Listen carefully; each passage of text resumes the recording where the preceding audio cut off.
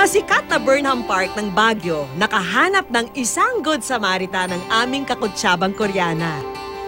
Ang park din na ito ay tila pangalawang tahanan na rin pala ng babaeng tumulong sa kanya, si Jill.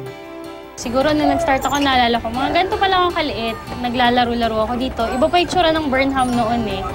Tapos yung father ko nag-start siya as photographer. Hanggang sa sunerte naman, nung kinasal sila ng mom ko, ng stepmom ko ngayon, nagkaroon na kami ng boating concession. Nag-start na rin. Struggle din naman kahit papaano kasi hindi naman bigla ang ganito karami yung boating. Nag-start kami siguro 4 or 5 boats. Tapos hanggang sa eventually, naging isang buong pwesto na siya.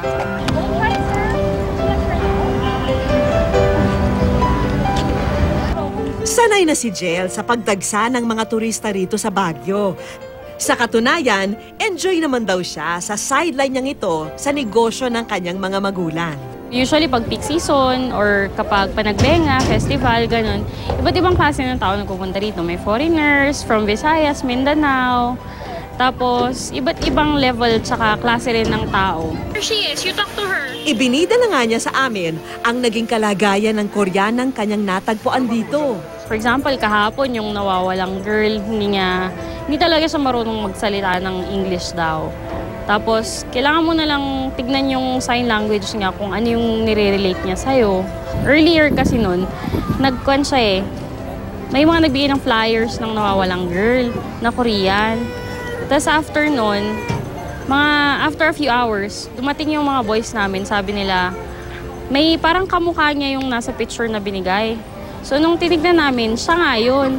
Kaso nga lang, hindi siya makakommunicate kasi siya makapagsalita ng English. So, nawalan ng battery yung phone niya, na low bat. Tapos, hindi siya makatawag or makatext sa mga kasama niya. Hanggang sa tinawagan namin yung number ng kasama niya, na Korean din. Ayun, nakaka-communicate ng English. So, dinescribe namin kung nasan siya, nasa Buboy's Boat Rental. Tapos, malapit sa may entrance sa may Burnham Park.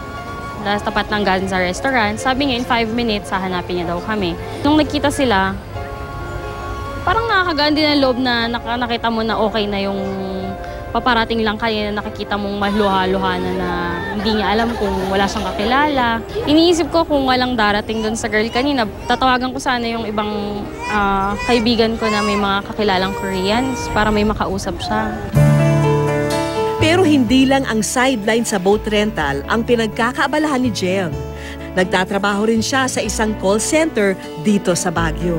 Parang may anak na rin ako, kailangan din naming ensure na yung future din, pag nag-umpisa na siyang mag-aral, mapapag-aral mo naman ng maayos.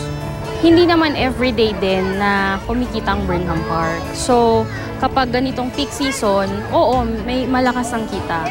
Pero paano kapag tag-ulan? Kailangan din namin ng everyday job na magsusupport ng needs namin. Give us a stage. Kahit madalang silang magkitang mag-asawa, alam nila na lahat ng kanilang pagsisikap sa pagtatrabaho ay nakalaan para magkaroon ng magandang kinabukasan ang kanilang anak.